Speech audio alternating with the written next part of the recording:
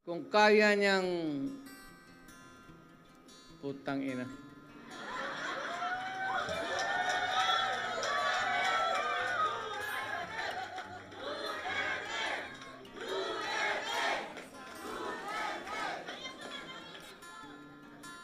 Alam mo kung ako ang durugista, kung may gano'n ako, at bakit sa utak ko, bakit hindi? Total, kasama ko naman sa presidente sa hit-hitan. So, yung baski yung mga pulis, pati military, medyo, ano sila? Because of the incongruity. Hindi magkasya eh. Meron isang presidente na talagang bangag.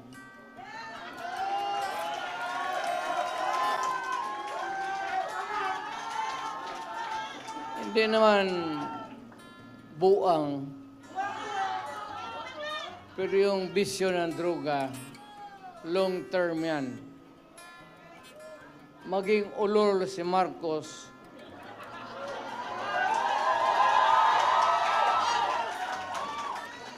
kung maybe constant use of heroin, aabot pa siguro siya ng 80. Pero pagdating sa panahon na yan, hindi na siya gumagalaw. Either nakatindig lang yan sa kwarto niya o natutulog. Ganito na lang. Marami tayong problema. I think the Marcos government has fallen short of the expectations. Ako, hindi ko ma-compare kasi pwede kong sabihin, mas mabuti siya ngayon kaysa aking panahon. I can even concede na ganon ang nangyayari. Pero it would not be a good reason for you to solve the problem just because you're doing right, more rights than the wrong ones that the other guy had committed in the past. Na ibig sabihin dyan, kung sabihin, wala yun si Duterte, mahina kasi ganun. Okay. But it's not me. It's the Filipino people. Ang tignan mo ang Pilipino, huwag kang magturo dyan sa mga kalaban mo, kagaya ko, kasi ako, hindi na ako kandidato. Ngayon, kung mag-usap tayo, ang pag-usapan natin kung ano ang mga tao na pwede nating gawin na makatulong sa atin, mailagay dyan sa Senado para paski batas na lang ang habulin natin or a policy that is enunciated by Congress, particularly about the drug problem and itong ekonomiya. Itong ekonomiya, mabigat to. Walang bright dito. But at least naman yung sabi ko pagkain, sana mahanapan nila ng paraan. Talagang tumataas eh. Kaya I don't know how it operates now, but if you continue to practice democracy, we have to have a Senate na kailangan nandyan even to persuade any sitting government to do what is right. So, nakikita ko si Philip Salvador ang naalaala ko sa kanya, artista siya. Mahusay na artista. Kaya idol ko siya, yung mga sine niya, pinapanood ko. Tinitignan ko siya kung paano niya yakapin yung mga babae at paano niya nakalikan. Well, aside from the fact that I know he would make a good senator, yun ang ang naalaala ko sa kanya na parang durog talaga ang babae sa yakap at pagmamahal. Now we have Atty. Rodriguez. Galing yan sa administration. Alam mo, mag-isang tao, importante talaga to. Importante ito. Baski kami, alam namin, baski yun ang nakakilala sa akin personal. Importante ang tao na may prinsipyo. At ang isang nakita ko na Pilipino na may prinsipyo na umalis sa trabaho niya because the dynamics of the position of which he was there in Malacanang was no longer right. He chose to make the decision. At nakita ko, as a matter of, hindi naman kailangan sabihin niyo, but nakita natin, as a matter of principle, importante talaga yan. Atty. Rodriguez.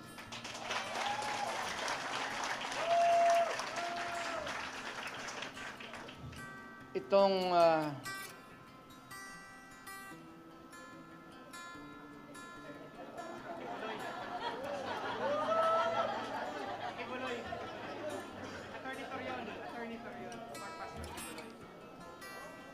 para ka kay Kibuloy?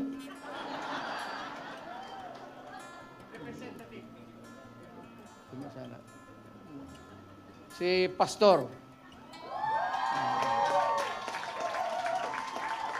At least kung maghanap ka ng tao na kandidato, kung manalo at makaupo dyan as a senator who has the moral values, pati marunong, bright.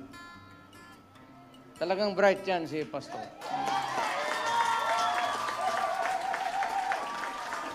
Hindi lang ninyo narinig kasi pastor eh. Ang ina yung sinasabi, yung ganon, ang mga apostoles, ano ba naman itong apostoles ng yawa? Dito tayo sa politika ito eh. So, si Pastor Kibuloy para sa Senado. Itong tao na itong sunod na sinasabi ko, humahanga talaga ako sa integrity pati yung utak. Abogado, pareho kami abogado eh. Puto pa nagsalita ito, hindi ko naman kilala to, but yung the constant exposure sa TV, parang natauhan ako, magaling to ah. Alam niya, sinasabi niya, pati nagtatanong-tanong ako, eh talagang is one of the upright na tao na bira mong makita ng ganun. Yung mga bright na, karihan kasi ng mga bright, mga gago eh. Haloan nila yung trabaho nila ng kagaguhan. Alam mo, ako talaga, it was I who sought him. Ako naghanap sa kanya para makilala ko siya. Talagang bumilib ako sa kanya. Marcoleta. Mga kababayan, sagot niya tayo, itaga niyo sa boto, doble dos sa balota. Tandaan na, ang dali-dali. Doble dos sa balota. Senator Ronald Bato de la Rosa!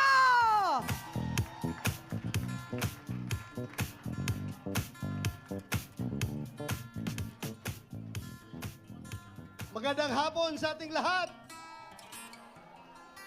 Unang-una, nagpapasalamat ako sa inyo.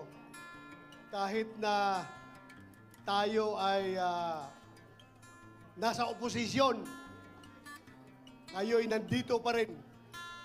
Hindi kayo tumalon sa kabila, hindi nyo kami dinidisown, bagkos kayo'y andito pa rin, sumusuporta sa amin. Palakpakan po natin ang ating sarili. Yan ang mga tao na may prinsipyo. Yan ang mga tao na sa amin sa Bisaya, dunay baruganan. Kaya ako'y sumasaludo sa inyo. Sa Bisaya pa, bahalag mga bungi. Basta dili gyud ko monag baruganan. Kung sa Tagalog pa, bahala ko mga sira yung, awan ko, basta bungi. Bahalag mga bungi. Basta, hindi ako lilipat ng kampo. Yon po, itaga nyo sa bato. Alam po ninyo, noong Sunday, February 11, official first day of the campaign period, wala po tayong ginawa. Pinauna natin yung kabila. Sige, mag-proclaim kayo dyan. Kami, mga dihado man kami, dito lang kami mamaya after 2 days. Today, 13 kami mag-proclamation. Hinayaan natin sila. Ang ginawa namin ni Atty. Jimmy Bundok, pumunta kami sa simbahan, sa Lourdes Church, dito sa Quezon City. Kami po'y nagsimba doon kasi we believe na bago ka sasabak sa napaka-importanting bagay, kagaya nung kami ay mga sundalo pa, bago kami mag-jump off, aakyat sa bundok para makipaggira sa mga NPA, ginagather ko yung mga tao ko. Kami lahat nagdadasal, Lord, sana 50 kami na aalis. Sana 50 rin kami makakabalik dito sa aming kampo. Yan ang palagi naming dasal. Na sana, Lord, bigyan mo kami ng lakas, presence of mind, para hindi kami matalo sa gira na ito. Kahit na ilang libong NPA yan, talagang uupakan namin yan, hindi kami atras. Basta nandiyan ka lang, Lord, huwag po kaming iwan. Yun po ang dasal namin. Kaya, February 11 was a very special date for us. Kaya kami ni Atty. Jimmy Bundok, we decided to go to church. Nagsimba kami at humingi ng blessing kay Lord. Na sana, Lord, yung aming campaign period, kaming lahat ng team PDP Laban, team PDP Laban Plus, kasama yung aming mga adopted members ng aming partido, sana po, bigyan mo kami ng lakas, bigyan mo kami ng magandang kalusugan para matapos namin yung aming kampanya. So, despite of that, sila'y nauna, wala nang ginawa, kundi puro patira ng tira sa atin. Wala na nga kaming tahimik. We were giving you the moment. Sa inyo na yung February 11 at sa amin ang February 13. You have the moment. Pero, bakit tayo tinitira? Ibig bang sabihin, takot sila sa atin? Ha? Isang lang indicator dyan. Kasi kung insignificant opposition tayo, bakit ko pakialaman kung sino-sino yan sila? Bahala kayo dyan, mga insignificant kayo. Pero the mere fact that the knowledge that the President of the Republic of the Philippines ang tumitira, ibig sabihin, we are somebody. Di ba? Ano ibig sabihin yan? Gusto ko lang sagutin. Ito, sagutin ko lang. In fairness, in fairness sa lahat ng mga mahirap na lumaki, nagbibinta ng suka na kagaya ko. Napakasakit po pakinggan na kami daw, yung aming team sa PDP, ay parang nagbibinta lang daw ng suka, tapos binigyan ng COC. Anong tingin nyo kay Atty. Hinlo? Abogado yan. Attorney Jimmy Bunok, abogado yan! Attorney Rodriguez, abogado yan! Attorney Marcolita, abogado yan! Ako, hindi ako abogado. Pero, murag abogado. Ako lang, talagang, alam nyo, yung suka, maliit pa ako, yung lolo ko po, mananggiti. Alam niyo yung mananggiti? Yung umaakyat sa puno ng niyog para kukuha ng tuba. Sinasamahan ko yan every morning. Ako ang nasa ilalim ng puno kasi yung tuba na kinukuha niya sa taas, binababa niya, ako ang tagatanggap. At yung tuba na kinukuha niya, binibinta niya yan. Kapag hindi nagbinta ang tuba, kinabukasan, bahal na yan. Ano ibig sabihin ng bahal? Hindi na presko. Bahal na, medyo mapakla na yung tuba. Pagkapangatlong araw, mas lalong mapakla. Bahal pa rin ang tawag namin yan. Pero after the third day, hanggang 1 week and onwards, yung tuba ay nagiging suka. At yung suka na yan, hindi niya kinikwinta ng lolo ko. Ang kanya tuba lang. Pag nabinta ang tuba, sa kanya yung pera. Pero yung suka, sobra na, ako na magbibinta niyan. So, income ko na yon. Pambaon ko pag-eskwela. Nilalagay namin yan sa butilya ng bote ng long neck. Alam niyo yung long neck? Lapad, at saka yung lapad, yung tanduay. Ilagay namin yan, display ko sa labas ng bahay namin para mabili ng mga kapitbahay na dumadaan. Kaya, huwag nating maliitin yung mga nagtitinda dati ng suka. Dahil, hindi po masarap, hindi po bawal mangarap ang isang nagtitinda ng suka na magiging senador. Ako'y nagtitinda ng suka, pero nakapag-masteral degree ako. Nakapag-doctor of philosophy ako.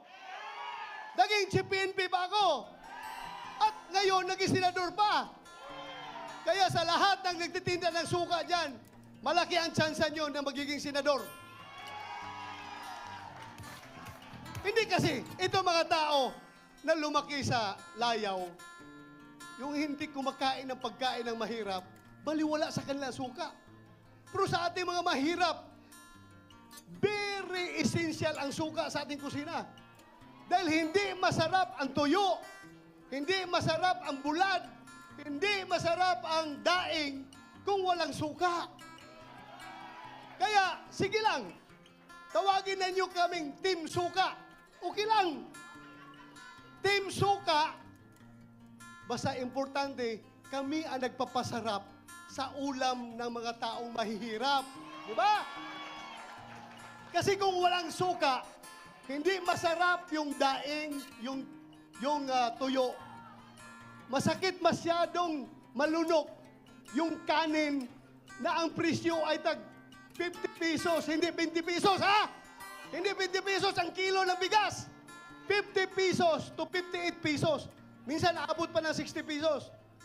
Kami po ang tumutulong na malunok ng ordinaryong tao yung kanin na mahal dahil sa suka na sinasawsaw yung bulad. So okay lang, tawagin nyo kaming Team Suka. No problem. Basta kami ang suka sa buhay ninyo. Ha?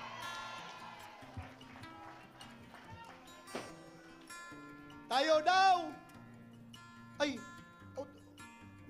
nabanggit ko lang kasi yung nakikita ko dito. Andito pala si Pastor Kibuloy. Di ba? Isa-isahin ko yan mamaya. Isa-isahin ko yan mamaya. Huwag kayong mag-alala. Isa-isahin ko yan. Ang kandidato daw ng kabila ay may bahid ng dugo ang kamay. Dahil sa tukhang. Wala mang ibang involved yan sa tukhang kundi ako. Di ba? Kaya, with all due respect, sasagutin ko lang po. Alam po ninyo mga kaibigan, kung yung aking mga kamay ay may bahid ng dugo, hindi ko po yan ikinakakahiya. Kung yung aking mga kamay ngayon ay may bahid ng dugo. Dugo ng mga masasamang tao. Kung kinakailangan na madumihan ng dugo ng masamang tao ang aking kamay para maprotektahan ang buhay ng mga matitino, mababait at mga law-abiding citizen, gagawin ko po yun. Itaga nyo sa bato. Gagawin ko yan.